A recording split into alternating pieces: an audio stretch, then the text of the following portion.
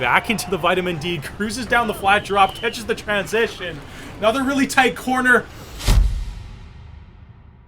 Downhill mountain biking. Sometimes you've got to go slower to go faster.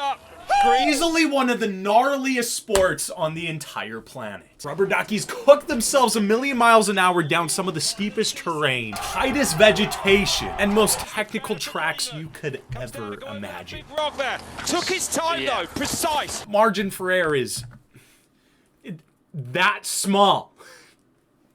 Almost non-existent. These guys are nuts. Stop. And somehow a select few downhill athletes have found the mountain's offerings to be a tad bit dry. So they've taken to the streets in search of a more claustrophobic experience. Maybe. Let's see. We're definitely going hard out here. This is urban downhill racing. Dude, what?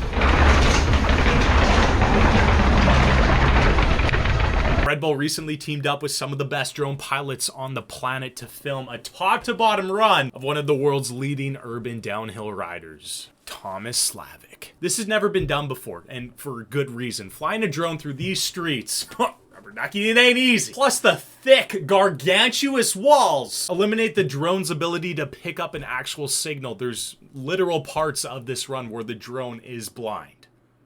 If you want to watch Nikolai Rogatkin take you through all the wild technicalities and behind-the-scenes footage, feel free to smack the link in the description, but for now, I want to watch it. I'll check that out, getting a nice Fat Shark shout-out. Okay, love to see it. There we go, Thomas boosting out of the start gate into the first really narrow stair set section. Holy God, that is so tight! Little bit of a switchback action. The drone is still following. It's like super glue. I cannot get over that. Not only to go through something this claustrophobic, but to be able to gauge your speed properly so you gap those sections, those flat sections, is so gnarly. Like, his handlebars are literally the size of the staircase. One small twitch and you're executing your will. Oh, it sucked. Dumping off a little bit of speed into this drop here. Here's the house gap. This was actually one of the blind sections for the drone. It makes it through, no problem. Not only was the pilot able to fly the miniature helicopter without a signal, but he also dodged Mr. Cameraman on the right side over there. Nuts, hey? Beautiful pan up top, cruising over top of those wires. It'd be really problematic if he hit one of them. And you can see Thomas just continues to pedal. It's unfortunate, even with the drone follow, you can't fully appreciate the sheer amount of speed he's cooking it through the streets with here. Even that small two-stair gap up top would have been really problematic for me if I was clocking at 60 kilometers an hour. Dude, I'd hit somebody in the streets and get sued for everything I own. Getting some shade canopy above, protecting him from the raw power of the sunshine. Back into the vitamin D, cruises down the flat drop, catches the transition. Another really tight corner.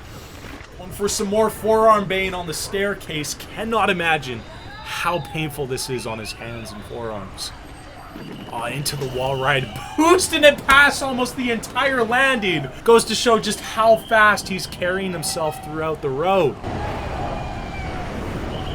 Look at all the obstacles. You have cars, curbs, potholes, bushes, walls, buildings, and there's also stray dogs rummaging the streets of Chile here, so at any moment a canine could come out of a corridor and he could just ram it into the stratosphere. That's a lot of force to hit a dog with. Easy gap over the wall into the whale tail, super fluid, catching a few pedals for the C-can hit, sticks it, no problem. Yeah, you can see him resting his hands.